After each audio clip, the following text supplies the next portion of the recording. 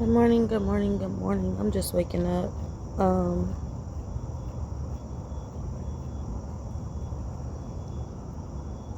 I, well, I had some breakfast. I had a muffin. I was curious about this cookie because I like cookies and I like brownies. And when there's milk around, I'm gonna grab me a cookie or a brownie when it's milk. So I grabbed me a cookie and I ate that cookie. I bit into that cookie. I'm just like, why it tastes like that? Like it looked like it was good. It was all fluffy, but it don't taste like a cookie. So I'm just like, when you taste something, when you're hungry and you taste something that's not good, it ruins your whole appetite, because it's just like, not only is it not good, but it's just like you get that thought of like, something wrong here. Like, why it tastes like that? And then you wonder about that cookie and it just throws off your whole appetite. And so that's how I felt about that cookie, because it's not the first time I done tasted something and it's just like suspicious type vibes, like that just don't taste normal. Like, it's not that it don't taste right, it don't taste normal. So my son is still asleep. It is 7:54. The kitchen closes at 9. So I am going to go ahead and I'm gonna get him up at 8 o'clock so he can eat some cereal. Hopefully he eats some cereal.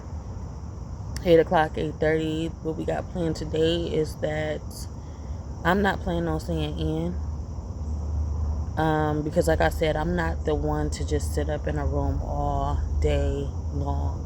I can't do it. I have to have some type of freedom to go, get comfortable, because I mean, a bed is as comfortable as you make a bed. But when it comes to the furniture, I ain't sat on no couch in forever.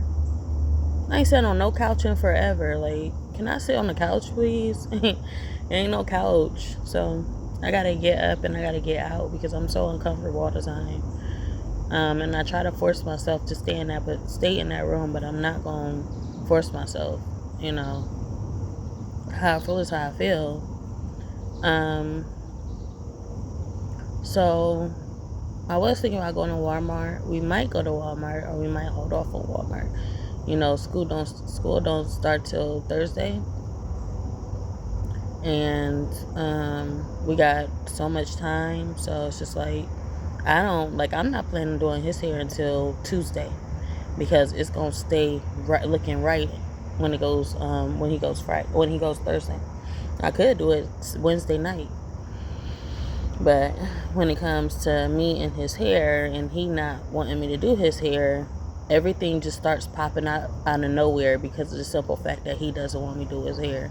I'm like, oh, we about to do your hair today. We about to do your hair in a minute. And then I look around, and then something just catches my attention, or something just comes to mind. That's how kids is. They think they something. They think they slick. But I'm like, I was just thinking about doing your hair, and now I'm just like, I'm cool on your hair all of a sudden. That's because that's how they want you to feel. So,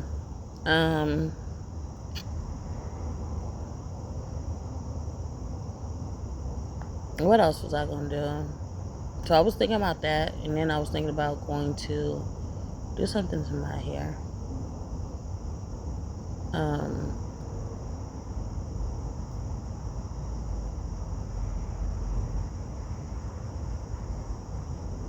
I wanted to throw some kinky hair in my head. Because my hair frizzes up too much. Look at all that patch of hair. Like, I know this is the last thing I should be worrying about because I'm in the shelter.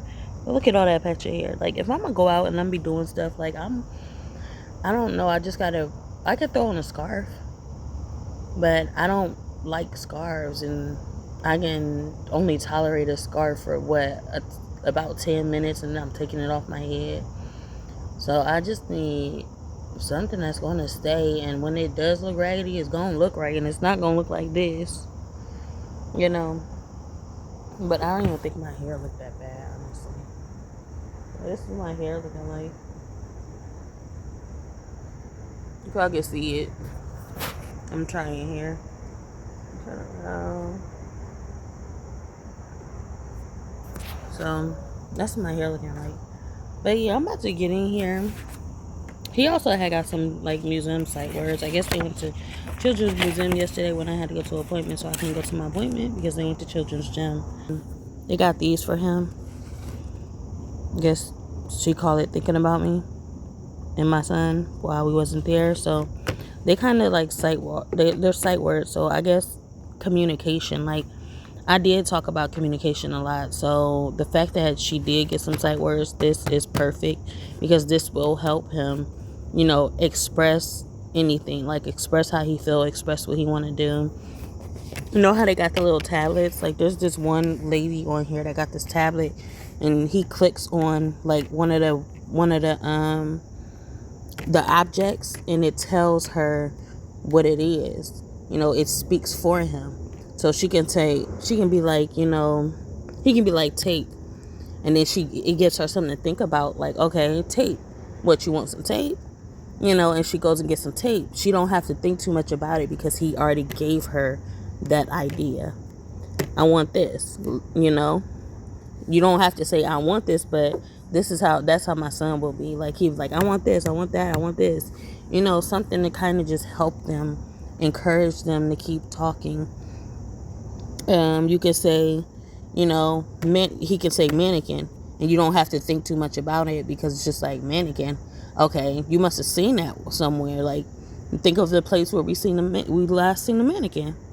You know, and then he can read. So he'd be like make, slay, change, sound, headphones. Like he can read all of these. It's just about speaking it. You know, he can read them, and then when he see the word, when he see the word, he speak the word. But I'm trying to get him to the point where he don't have to see the word. I mean, he don't have to see the word to speak the word. You know, you can recognize, like he can recognize the picture of the headphones, and he can recognize the word. So I'm trying to get him to just speak it on his own without seeing the object or hearing or seeing the words. So that's kind of what I want to do. But over here I got like little colors. You know, it's colors. And you can be like, you know, what do you want for Christmas? And he can be like, you know, I want let me see. He can say, I want some headphones, and then be like, what color headphones do you want? And then he can point to like one of these colors: orange, blue, yellow. So that's how you can use it. It's like this is really, really neat.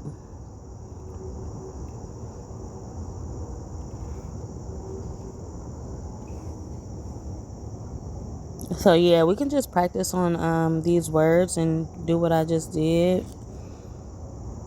So yeah, like this. And they got it back. So they got the numbers. We can work with the numbers. We can work with the letters. It's a lot of different activities I can think about with these. Just like, do you remember how old you are? He points to the number, how old he is. And then over here, you know, he can show me the letters of his name. So then when you get to school, he'll know the letters to write down on his paper, because this is more visual. You know, you're learning, it's working on a visual part of the memory. You know, so as long as he can remember everything right now, like on this page, he can remember everything and keep practicing on it daily, he'll go to school writing and drawing everything that he has visualized. So this is giving him like a visual memory. And then he can read these. So I'm just like, you can read all of these different statements. Which one resonates with you right now? How do you feel right now? And as he read them, he can read through them, and then he'd be like, you know what? He'll know what they say, so he can tell me how that statement resonates with him. So yeah, I definitely like this chart. But yeah, that's my little morning. That's how I wake up in the morning, because y'all, I don't drink coffee. I've gave up coffee. I've made so many sacrifices in my life that I have stuck to. And I'm going to stay proud of those sacrifices, because whatever I do wrong, I can just reflect on what I've done right. And that's how you do it, though. That's how it is. You know, anything that you've done wrong, just reflect. If you got anything good that you've done in your life, I guess that's how it works with it, you know, gratitude and stuff like that. I never really understand that until what I just said. So what I just said is that, let me run that back real quick, because it makes sense. It makes you, you know, it makes sense, period. So what did I say? Anything that you've done wrong in your journey, if you stay committed to something, you have one commitment, that commitment can trump what you've done wrong. If you've spent so many time doing something right. So if you committed to something and you've done it right, like coffee. So I haven't had coffee since I got baptized, and that was in March. And that was previous. I mean, I did drink, like, I did go to the gas station and stuff and get me some coffee before I got baptized, just because, you know, I had to get my little last dose in.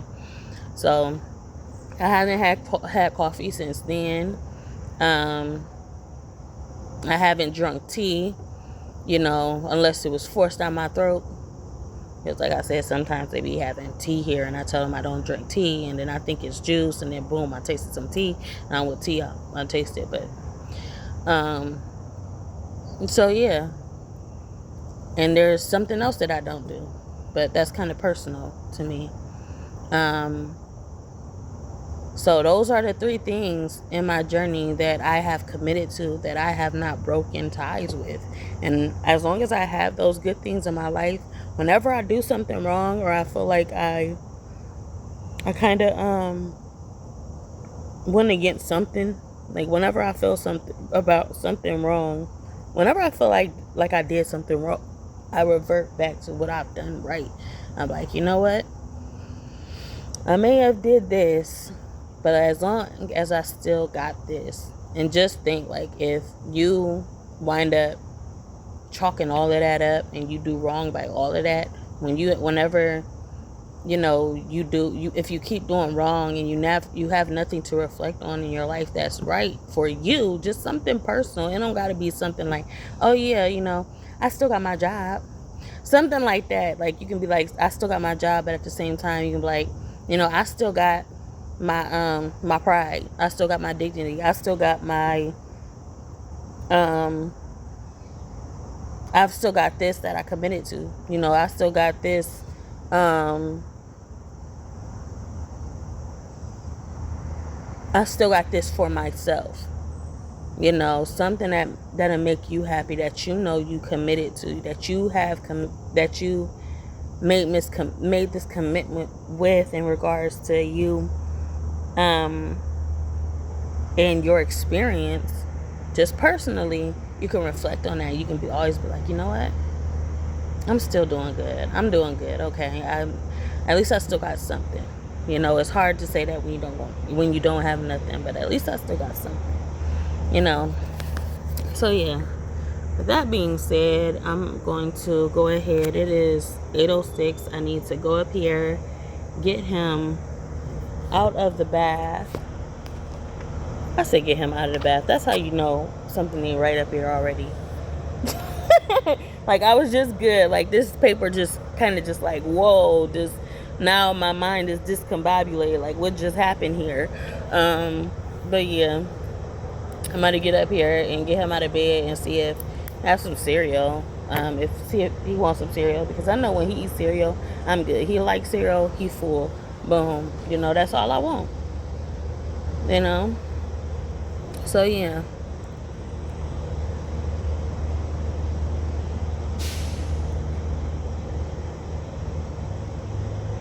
You know, sometimes I just hope that sometimes I just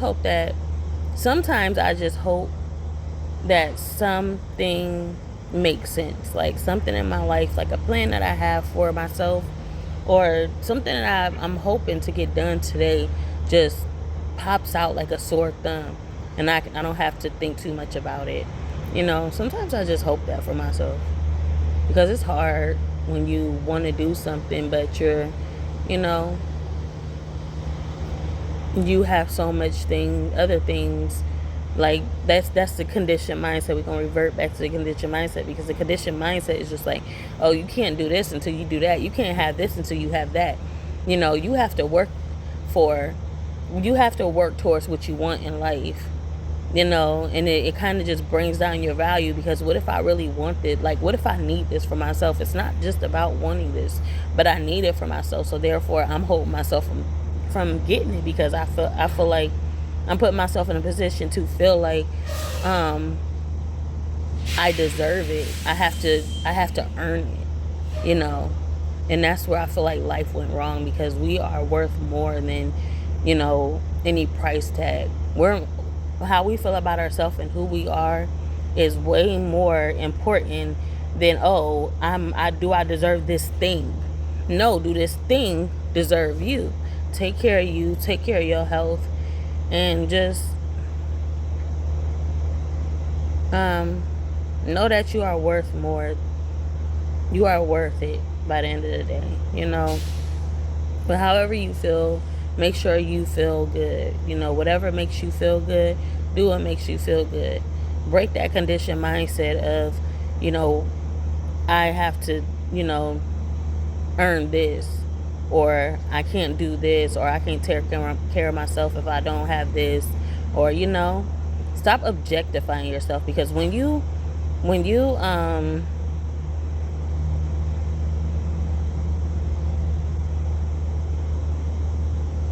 compare yourself to when you compare your worth to an object, you have objectified yourself. And that's just what it is. So that is the word of the morning. I'm about to get in here, and I will talk to y'all next time. Like, comment, subscribe, be notified, share at your own free will to show you care. So, I got my pill, just threw up. This pill my mom gave me because the pharmacy, my doctor is not giving me, they stopped my medication for acid reflux. So she gave me some of her stomach pills. And my one thing is that when I believe in something, I believe in it. I don't believe in plastic pills. I don't believe this should be put in your body, no matter how much they tell you that it's edible. I don't believe that this should be in the body. So I just put it in my drink, open it, put it in my drink, and I drink it.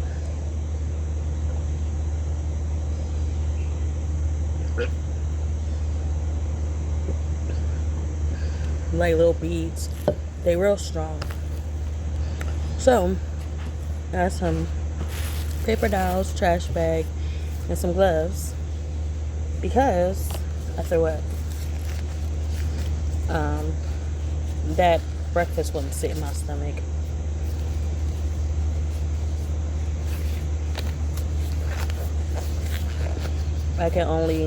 My stomach will only digest certain foods.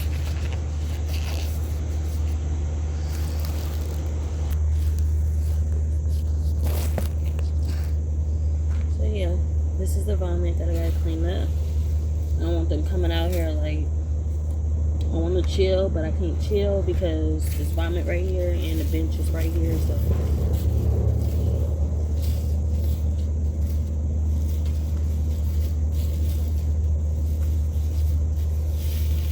because I know how I would feel in this situation, and I'm just like, that will just ruin my whole mood of coming outside.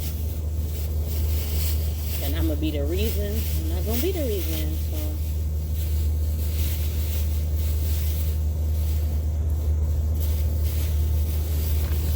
So what I do to get up vomit, I just freaking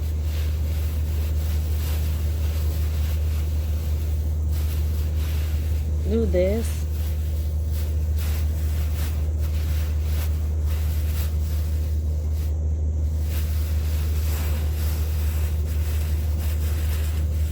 And just scoop it up with the bag. This is how we used to do it at the daycare when the kids used to vomit on the floor and stuff. That's how we did it. Oh man, paper towels is filled. Let me just wipe up the rest with this paper towel. And voila, all clean. I'm gonna throw this away.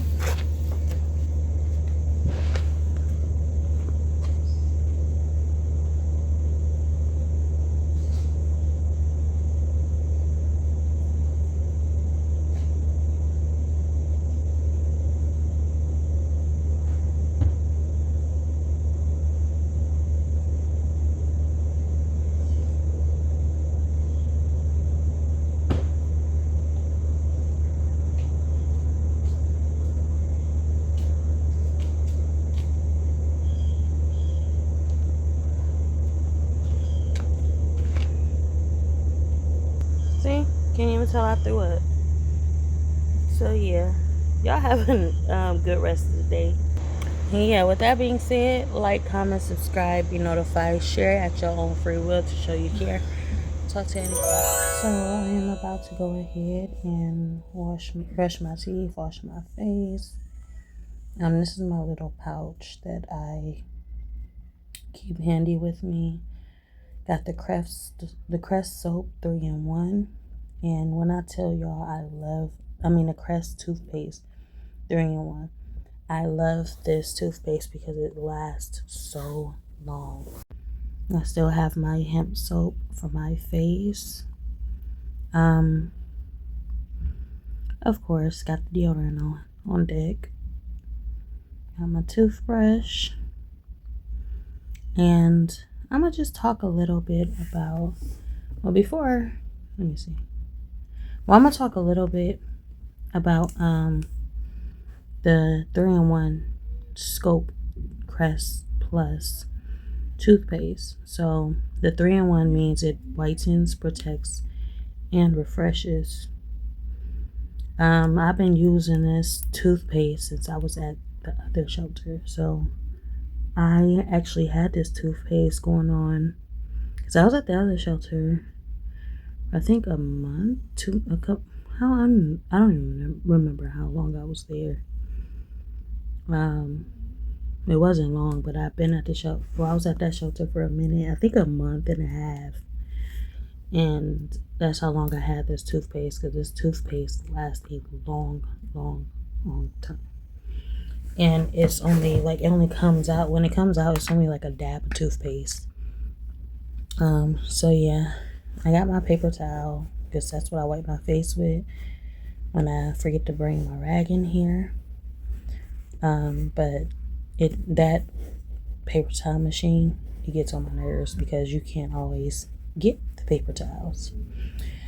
So I'm gonna try to keep taking that pill in the morning time, like when I brush my teeth, because when I brush my teeth and I don't take the pill, or I wait too long to take the pill, every time I brush my teeth I wind up gagging and to throw up, and I'm always throwing up when I brush my teeth. And I'm just trying to stop that and prevent that because I hate it. I hate when I throw up when I'm brushing my teeth, because that defeats the purpose of me brushing my teeth.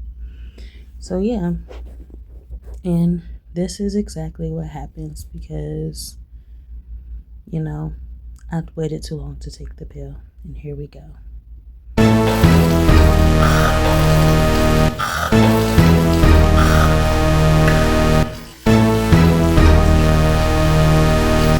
So do y'all experience this, or am I the only one?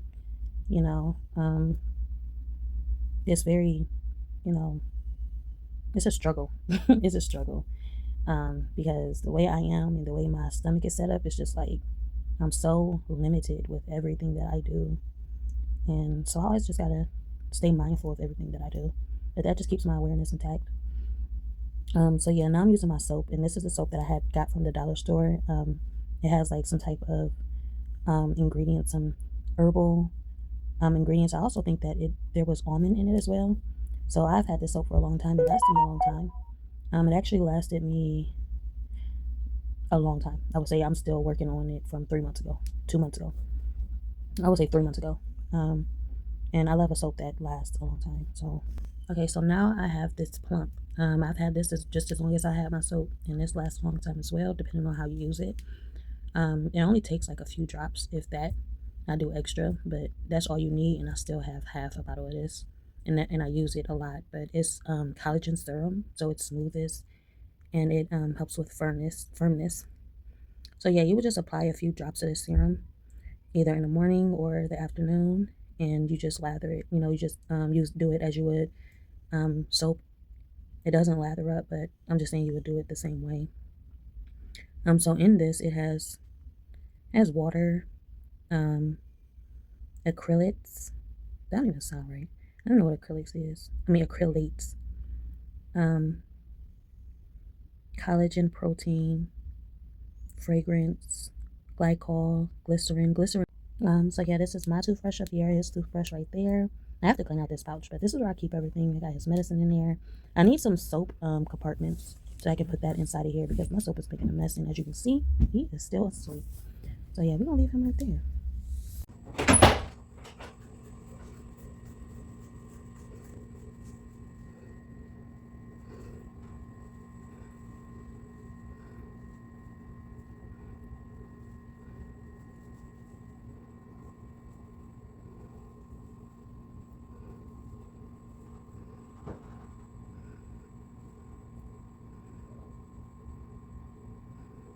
I had to strain that. It was all outside, and I was so exhausted. I was so tired. I was so exhausted and tired. So as I was resting my eyes, everybody around me was like, they had their kids and stuff, so I didn't worry too much about it. But then this little boy, I kept hearing my son call my name, and I'm looking in every direction. Like, where is you? Because, he was right here, but then he disappeared, and he was right here, and then he faded, and then he was right there. And then I'm just like, where is you? And then when I found him, and he was this little boy. I guess the little boy got in trouble. And he told him he was supposed to go up into, the playhouse and go get something. And then I heard my son's, like there was something wrong. And I went and approached my son. And this guy, this little kid, that kid that went up there, was real bad. I went up there, and then I seen him, he grabbed something, or he approached my son, and he did something. So I went up there, and I'm just like, what happened? What's going on?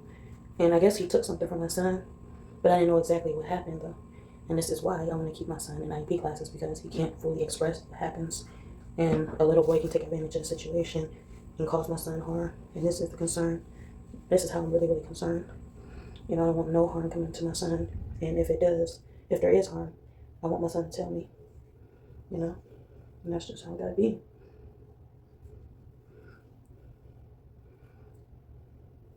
At least for me. I am so overprotective when it comes to him. Even though on the outside I look like I'm the aggressor. But on the inside, y'all don't know my struggle. Y'all don't know my experience. Just like this one time when I was telling this woman, I was talking to this woman about my office lady's here. And I was telling her my situation. I was expressing how I felt towards her. Well, to her about the situation in regards to mistreatment and inequality. So being treated unequal. And this is when they wrote me up when I expressed myself to them about that. They wrote me up about it. But she was like, you don't know everybody's experience. I was like, I know. And not everybody knows my experience. So we can agree on that part, but at the same time, it's just like, y'all don't know my experience to sit here and try to judge something, or, try to have some type of input towards the situation.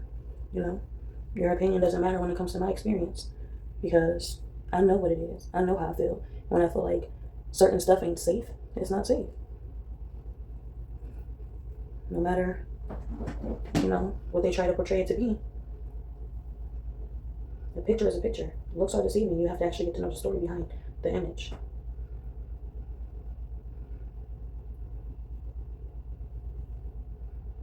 And that's when it's on you, to make your decision based off what you know, not what you see.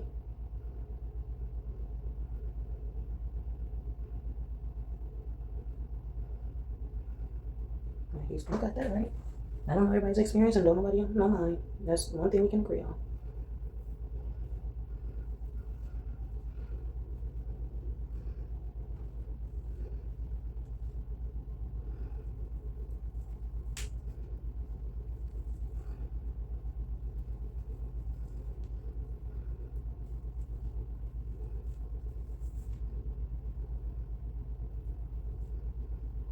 And then they be like, oh, well, you can't be listening to what everybody's saying.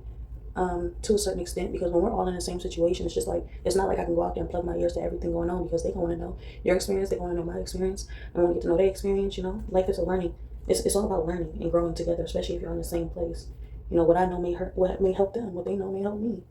But y'all only trying to keep the situation quiet and tell us not to listen to each other, because obviously what you're telling us is not the same thing. And we only find that out when we talk to each other. And that's what they don't want, is for you to communicate or talk to each other about what's going on, because obviously something ain't right.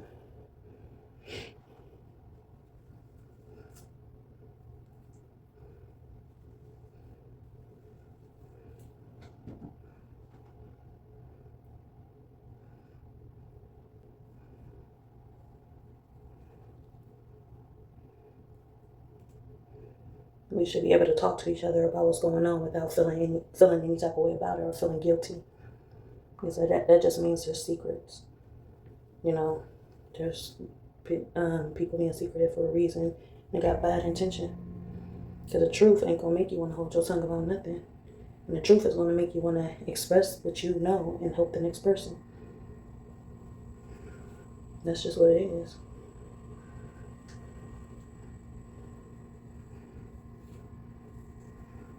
Life is about honesty, and that's all life is. Life is about truth and honesty. When it comes to the planet and the plants and everything, it's all truth. So when something is a lie, the universe and the world doesn't resonate with the lie. So then you're going to be pushed in another direction, because you're not in alignment when you are lying. You're in alignment with when you are true. You're in alignment with the universe, with truth. You ain't come from a lie. We are all human. We all have, we are all born into this world. That's not a lie. It's based on truth. The life's foundation is truth.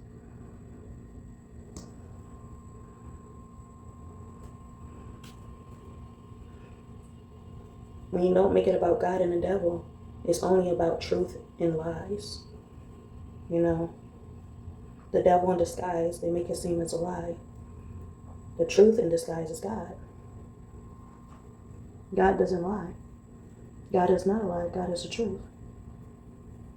So when you're being dishonest, or you're moving weird and you're skeptical and you're always lying about everything, that just means that you're the devil's seed. You're the devil's seed. God is not in you at all. And that's why you frustrate the truth, or you frustrate God, because you're the devil, or you're the devil's seed. Misguiding and misleading. And then you're content with being deceived. That's what the devil's seed is. They love hurting people's feelings, and they love getting away, and they love just playing around with people's lives and lying and lying and lying, because that's what the devil wants. You're the devil's best advocate, the devil's favorite.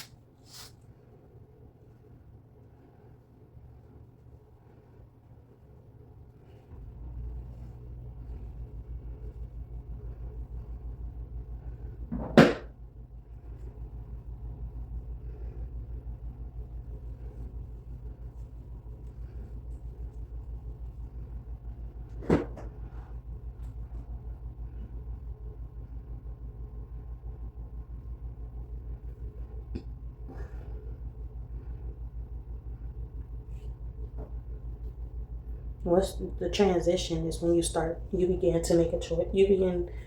The transition is making a choice.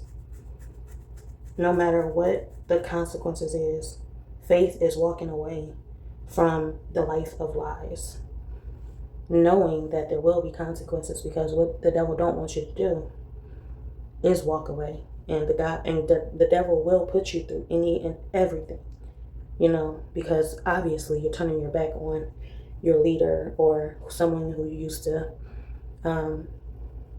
worship, or you know, like you got that boss and you start seeming like a snake because you're going this way and you're going that way, and you just like, you in the middle of it, and you know, but at the end of the day, that you have to choose where you want to be and where you have to be, you know. So then your boss starts sensing this in you, like, hold on, this is my best person, and somebody else want this person, so I'm gonna have to do everything to frustrate the situation so that she doesn't go nowhere. So not only is the devil fighting for you so that you don't go to God, but you're also fighting your way out of the situation because you're fighting your boss for God, for a better life. And courage comes with that. Faith comes with that. And God will see you, okay? God will see you and be like, okay, he trying, you know? And then God will help you get away from the devil. But it's not going to be easy.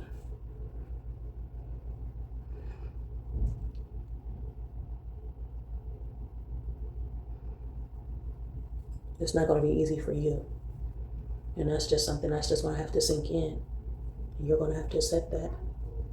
But this is what begins the transition, is that choice. You have to make a choice. And when they talk about being warm, that's exactly what being warm is. Serving two masters at once. That's being warm. And God don't want warm. God wants either you're hot or you're cold. But you can't be in between, because I need to know. Well, I know who you serve, but you need to know who you serve. You know? And with that is clarity. A lot of people don't know who they serve. But God knows who you serve. And that's why God put you in certain situations to protect and destroy. To protect you or destroy you, depending on who you are, because God knows. You're the one who doesn't know.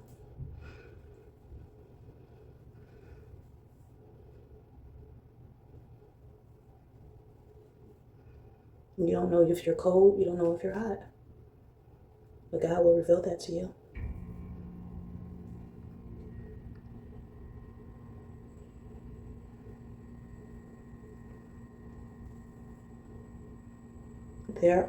You don't just come into this world choosing your parent. And that's another thing. You don't come into this world choosing your parent. You come into this world already having a parent. So if you are a child of God, you were born a child of God. It doesn't happen overnight. If you are a child of the devil, you are born a child of the devil. It doesn't happen overnight. And you don't fight it, and you don't go against it.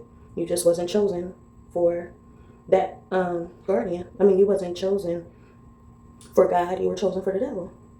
And that's just your life. If you wasn't chosen for the devil, you were chosen for God. Eventually you'll know, because God will reveal it. But as I said before, God has a place for everybody. So if you want to, repent, and you want to make it work with God, even though you're the devil's seed, God has a place for you. And redemption will see you through. You will be working in God's kingdom. God knows your blood. God knows your heritage. God knows, you're a seed of the devil.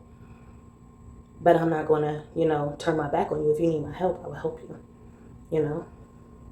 Just like bringing the dead back to life. Bringing a devil or a demon who was born a demon and reviving them into an angel. God has the power to do that in your life.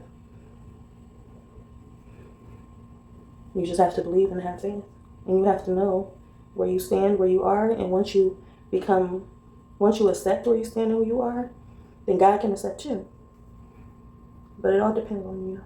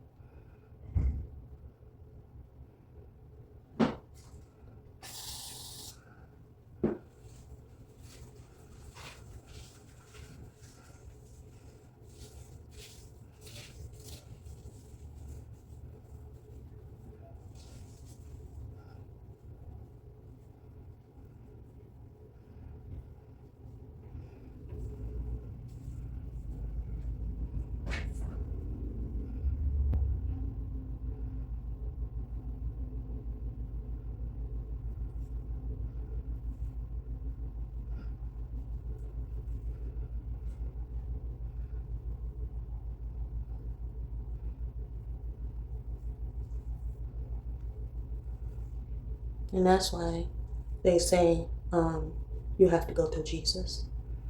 You know, Jesus is God's child.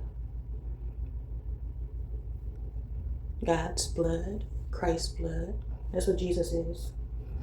So when someone on the outside is coming in, you know, you have to talk to my child first so that you can get in my good grace. You gotta get to me through my child, you know. Talk to my child about it, and my child will talk to me about you. Because honestly, God only has one child, and that is the child of Christ. But just like any parent, just like a foster parent, you know, any parent that really care for children genuinely and really care about what you're going through and how you can get through it, they will help you. The question remains, will you help yourself? Because God just sitting there and God already know what you're going through. But if you ain't trying, God ain't trying. God will continue doing what God has to do for God's child. And, you know, the rest of your life isn't on you. The rest is on you. But if you don't want the help, you don't want the help. That's only if you know. But if you don't know, God will reveal that you are in trouble and you do need help. But if you walk away and you know you're in trouble, or you know that where you stand, then, you know, there's nothing to fight about.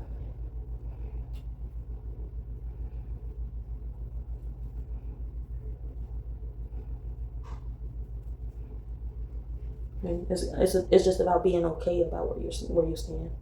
Because regardless, like, the period to this topic is that you are born God's child or you're not born God's child. You know, you don't just become God's child. Because a person that just becomes God's child can be just like a demon, but the whole time, you know, God knows your blood and God knows that sin is in your blood. You have the blood to go against or to betray. And that's why God always keeps in mind keeps that in mind. When I'm helping you, it's only going to be me helping you because I know where you came from.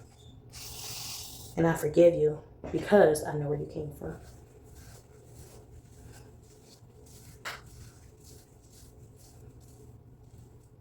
And that's how forgiveness works.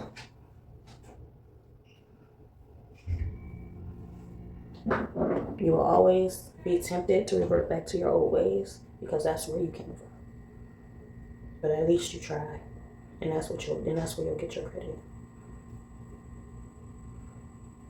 You know, like I said, that foster parent to that child, I know you're not my blood. I know where you came from, and I know that my ways are not your ways, but you're willing to try. You know. Eventually you will return back, or eventually they will come for you, but that's when you will make that choice. You say, you know, I came a long way, even though you're my blood, I'm walking away. And I like this life better. And if they do come for you later on, you know, or you do just eventually, you know, like you're a lion, you're a lion's cub, and then eventually your roots start to come, you know, your roots start to take over. So now you're given that lion face, you're given that lion personality, like those lion characteristics, and then you have no other choice because, you know, this is me. But you can be this way and still serve in God's kingdom because you're this way. This is why I want you to be in my kingdom, because, you know, this is you. Who you are will help a lot. Who you are is important, and I'm just going to show you how to be the best you for who you are and with who you are, not changing you. Just changing your intention, trying to bring out the goodness of all that darkness. You know, let's work with it.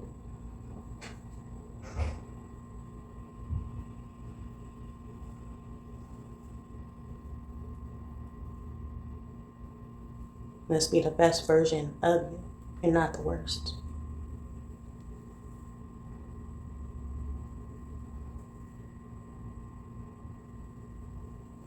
God sees your potential. And God knows the potential of your roots. But God is just trying to show you a different way, so that you don't be destroyed like those. God is trying to save you, and you will be that survivor. And once you are that survivor, you can go save more, you know?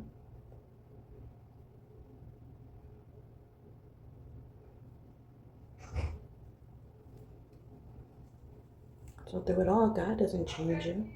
God accepts you.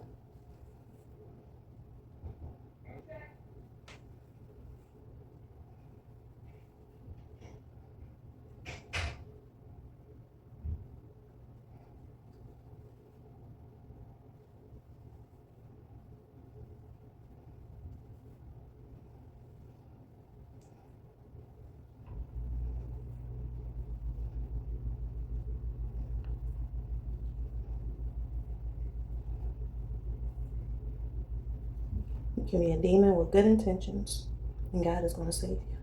Because God knows your potential.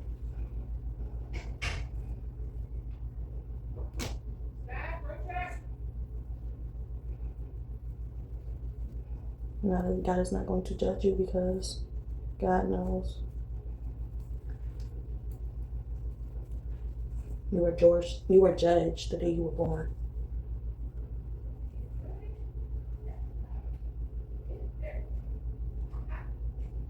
That judgment was already made.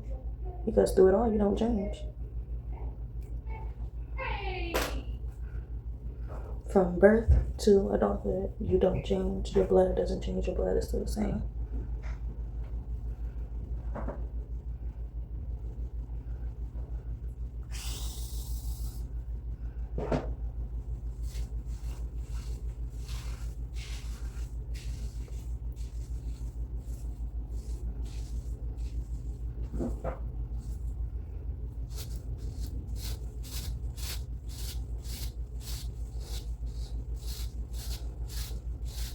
I hate when these cash outs come because I know I ain't played that game, so it's just like I'm making 5 cents because within that time frame, I didn't even attempt.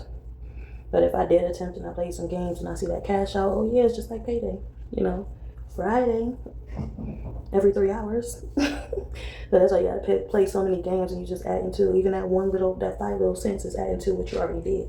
That's why I like that. I like this one. It's interesting to me because I feel like I'm actually working. And you go to get your check and you already know, the amount of hours you work. So it's like I can't be disappointed. But if I do know how much I worked, and I go and and cash out come, I'm just like, okay, I'm in here.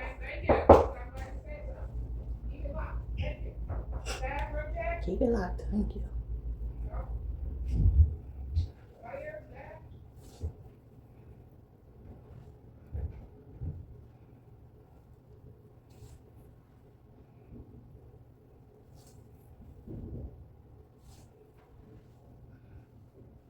It feels so good out.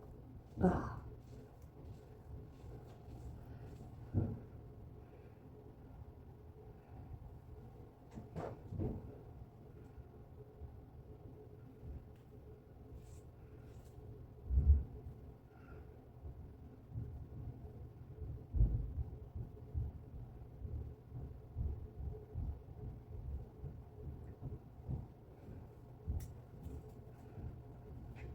Like having that foster parent and you looking at all the, you see the genes and the blood and you see they give you like everything of all the information of where this child is from, who this child was born from, where the parents are, who the parents are, and it's on you to make that decision if you're going to sign off on that contract and be like, yeah, I'm gonna still take this child.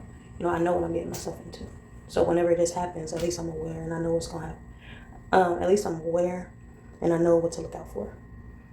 You can't hold it against that child because that child isn't yours. But you can be accountable and responsible and know how to treat that child when that time comes because it's all a preparation. I'm handing you this child, I'm handing you this baby. And this whole time, I'm giving you this information. And therefore, you need to prepare yourself when this happens. Prepare yourself on how you're going to react when this child fully develops into what this child is becoming. You signed off on it, you be accountable, and you be responsible. And that's what God is looking, that's what God is holding. God is holding you to that. Because that's like putting it, well, we can kind of just switch the situation. So God is like, you know, I got this child. I know everything about this child. You know?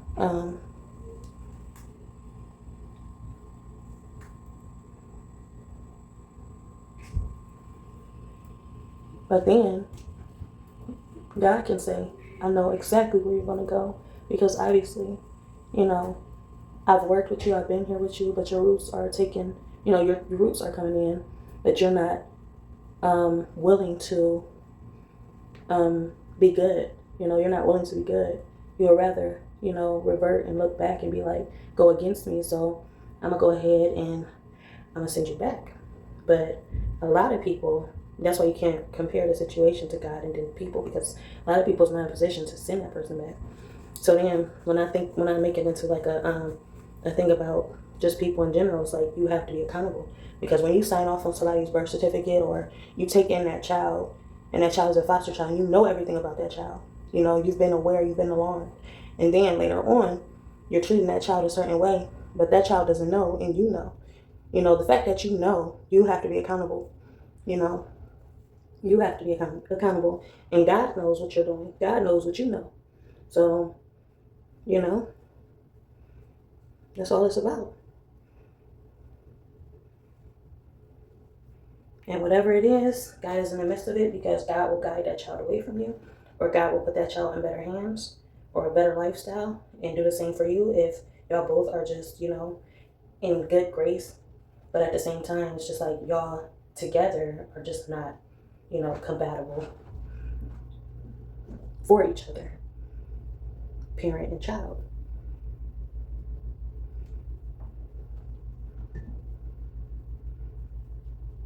Like, do y'all ever believe, like, could you actually be compatible with your mother or your father? Not in relationship wise, of course, not incest like that, but just throw that out there because a lot of people would think that way. But compatible with your child, compatible with your mother, as in, you know, I'm your child, but it's something about we just don't get along, you know, you question, you know, am I your child? And that's the whole thing. Your parent can be the devil's child and you can be God's child. That's the only difference. So therefore, y'all are incompatible, and God has to come into the situation and separate the two of you.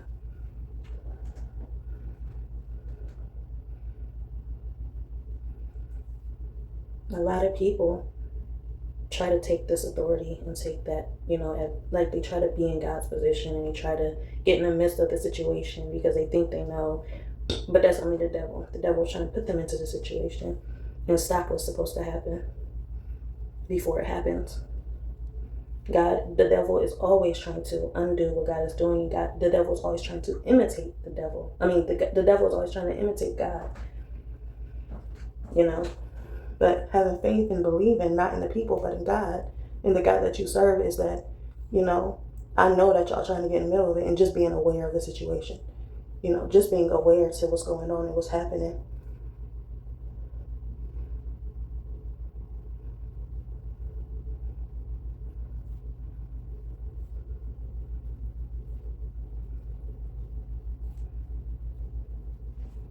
What I'm doing is back. I did this one right here.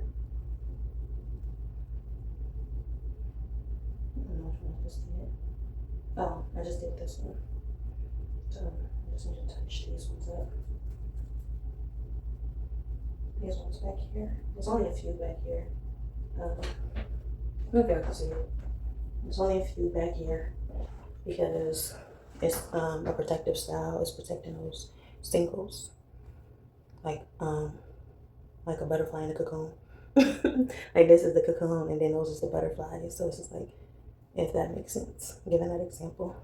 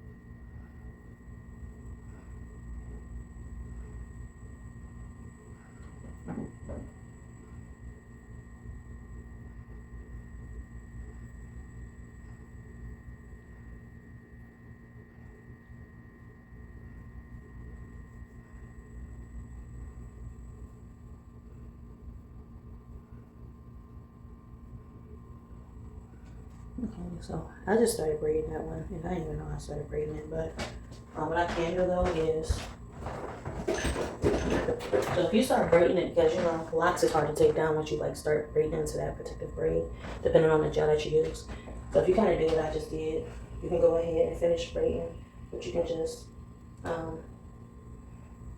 apply it the same way you would crochet here. You just go ahead and pull that through. And then you continue braiding instead of taking it down, because I'm the type of person that it's feeling good, I ain't taking it down. So if it's feeling good like that to you and you don't want to take it down, you just go ahead and pull it through. At least a piece. If the other one don't want to cooperate, just pull that piece through. And you just continue braiding. And just add that here with it.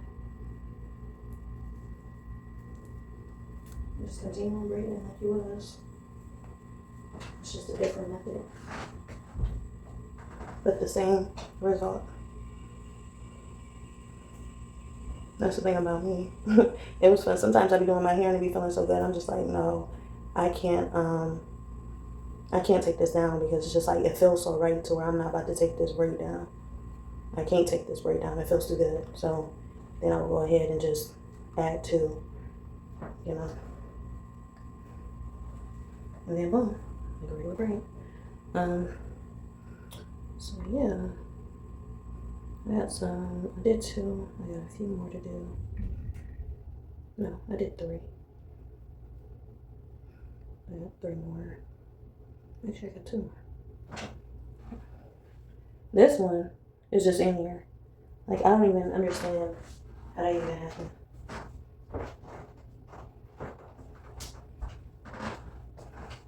Like, I swear I thought I was braiding here into this one. Turns out it was just there. Right? Ain't have no hair in it or nothing. Like, what did I do wrong here? Okay. This one too.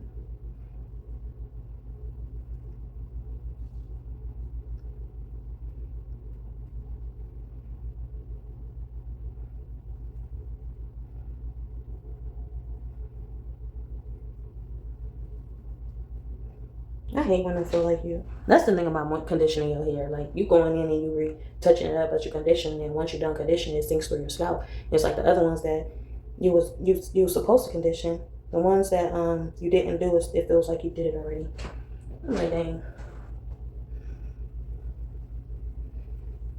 And then I get confused. Like, hold up, did I just do it or did I not? Like,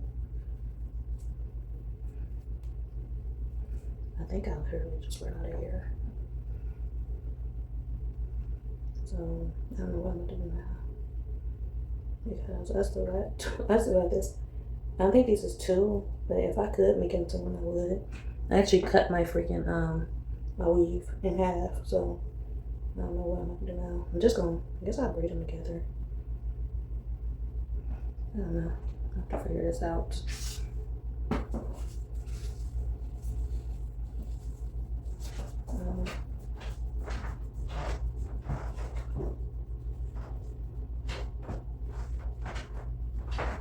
Just braid it together. I think that's what I did anyway with the other ones.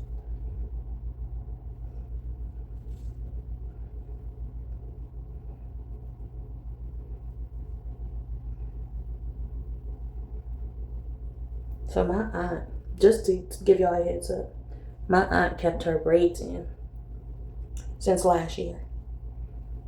She kept her braids in since last year, and sometimes she would keep retouching them just to keep them touched up. And that's a lesson that I learned when I started doing my hair, is that that's not healthy and it won't help your hair grow. It won't make your hair grow.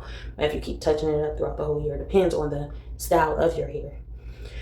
It could depend on the style of your hair. It just stunts the growth of your hair.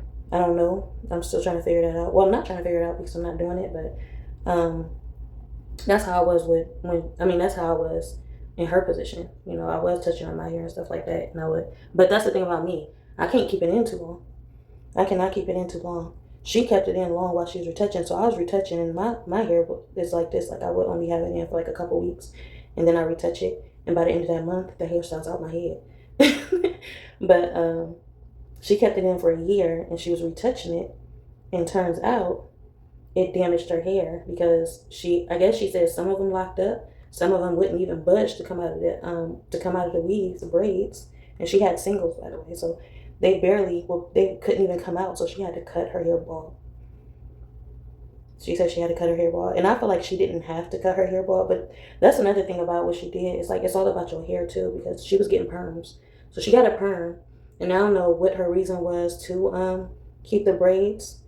So if that was the case, it's just like, I would have recommended her, like, if you're gonna keep them for a year and you get a perm, I would just allow my braids to be in there for like a transition into natural, so that I wouldn't be tempted to use perm once I come out of the braids, if I already have your mind made up. And that's a lot of the things that I used to do. Like, once my mind is made up about something, then it's just like, okay, now I can come out of this style because it's protecting my mind from changing my mind. So once I'm in this protective style, I can just sit there and just be like, okay, so do I want to get a perm or do I want to be natural? And as time goes on, it's just like, okay, so I'm making my mind be natural, or I'm gonna get a perm. So I feel like 9 times out of 10, she would have came out of those braids and then she would apply the perm to her hair, and then I would have just, if she was going back into a perm, then. But I feel like her hair, it was a time, well, she cut it off, and I was like, wow, why did she cut it off? She was like, because a lot of it was locked up. I'm like, why didn't she just keep it locked up? She had some bald spots too, though. She had bald spots, and she said some was locked up, some wouldn't even budge to come out of the weave, so she just chopped it all off. And knowing her, she has a lot of anxiety, so she's not being patient with anything that she does. So her taking it down herself was just like, oh, you're going to cut that off regardless. Someone else taking it down for her, she probably would have had a chance. But she's very nervous with her hands, and it's just like, it was an unfortunate situation for her. But I feel like if somebody would have taken it down for her, then maybe she could have kept her hair and did something about it, rather than giving up on it. But she don't have a lot of she don't have a lot of help with her hair. I was gonna be that one to help her, but I guess it was too late because she left her braids in too long, and she don't ask for help either. So it's like, I could have helped you take it down. I was supposed to do your hair anyway. I was supposed to do crochet braids in her hair. So it's just like, if you was coming for me to come if you would have came and got me to do your crochet braids, we could have worked through this. I would have helped you take it down to the point where you wouldn't be in a situation. But she's not the type to ask for help, and the people that she asks for help is not willing to help her. But she had me there that was going to help her, but she made a decision too soon, and she didn't even reach out. It's just like, it is what it is. I tried, and that's the best I can do.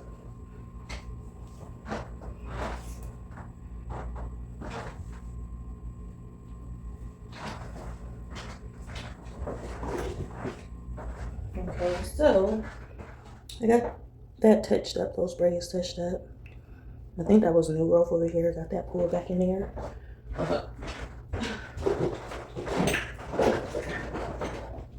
So I haven't been using this because I like the stickiness of this one, but sometimes it's so sticky it can be damaging. So once it's sticky like that, it's like, you're applying it to your baby hairs, but it's so sticky that it can pull out the baby hair, the fragile hair. So just be careful with what you use to do your edges. So I'm gonna go back to the biotin. This is the Edge Wax Biotin Infused, long-lasting, cherry scented. I love my biotin products. Biotin is skin, it's the human vitamin. So skin, hair, everything. Bones. So yeah, that's what I do to kind of just step away from any other chemical products. It's just like you would take a vitamin or something, I would apply that to my edges every once in a while when I know, it needs some type of nurturing from any other situation. Oh yeah, this feels good. It's like, you don't know what you need until you do it. You may not think you need it, but then it comes down to the point where, you know what, I'm gonna just do it just because. And then the fact that you did it just because, that's exactly what you want, and you feel grateful. Like, hold up, because why did that just feel so good though?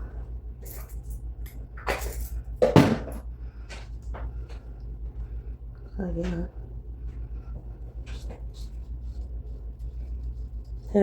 Health is wealth. And that's what that means. Health is wealth. When you take care of your health, then you are wealthy, You become wealthy. Not financially, but prosperity. You become abundantly wealthy.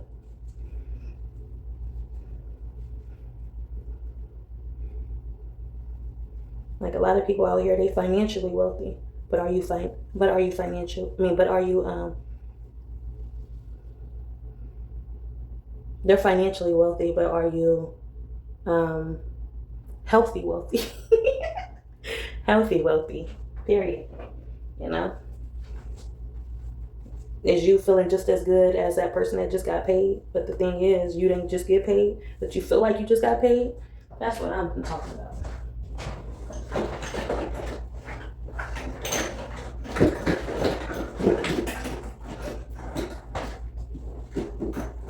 It's a different situation, but you're experiencing the same sensation. You're experiencing the same feeling. You know, and that's just all it's about for real. Right, so what I do is just go ahead and braid this part up.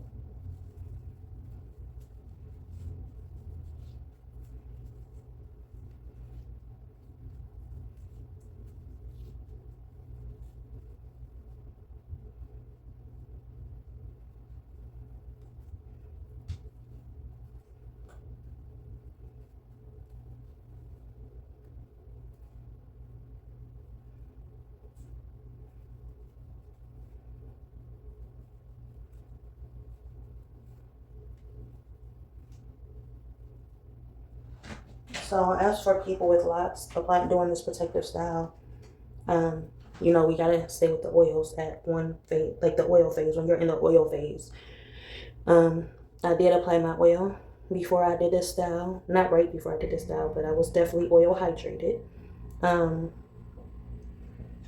And another thing I wanted to talk about was the dry locks. You know, some like just like he said when I was getting my plant, he was like, some plants thrive on neglect, and those plants are, I would compare that to locks. So some locks thrive on neglect, that dryness.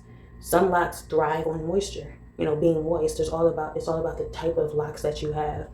But I do believe that at one point, your locks don't thrive on nothing but nature, organic. It's to that point where, you know, I'm grown, I can do it on my own, you know, I don't need to nurture anymore. So maybe that's where they're at that point. A lot of people that got real dry locks and you don't have to apply anything to it, they're at maturity to where your length is like right here, your length is right here, and you're just secure and you're like, cool, I like it like this, I ain't got to do nothing else to it, you know. And that's when, you know, that's how I feel like that's when the dry phase starts to, you start transitioning to that dry phase where you have to do less because they're mature. Mine aren't mature yet, so I still have to do more than normal, you know, more than necessary. I have to do that because my locks aren't mature. My son's locks, though, when I tell y'all, his lock is mature. The more I do with mine, the more I feel like I should do his. But yes, but yeah, his is mature. And I'm like, I'm an adult. Like, I'm grown. Like, why is my locks taking so long to mature? But his locks is not, but his locks is mature. It's like I'm in a baby phase and he a child and he in an adult phase and he in an adult phase, he a child and I'm in a baby phase and I'm an adult. Like, hold on, why doesn't this make sense? But he started his locks before mine. He had his locks before mine, and that's why his matured before mine. But it's not fully mature, but he's reaching that point where, you know, I don't have to do as much as his at all. But I feel like this is the part where I do kind of feel concerned about his locks, because just because he don't want me to do nothing to it don't mean he doesn't need something done to it. So he's feeling good about not having me, you know, do his hair. But I know that his hair does need that attention, because just like I was like a few minutes ago, just like I said, when we feel like we don't have to do nothing is when we actually have to do something. And once we get done with it, and every time I get done with his hair, he just feels like, okay, I feel good. You know, so it's just like, it's hard being a mother and doing your child's hair when they don't want you to, because it's not the fact that you're not keeping up with their hair. It's just the fact that you don't want to upset them because you like how they're, you know, you like their behavior, how it is. And, you know, it's going to put you through a lot getting him to sit down and do that head and this and that. And it's just like, should I do it or should I not, you know? But yeah, that is my video, and that was my little touch-up, my touch-up tutorial, and I'll talk to y'all next time. Bye.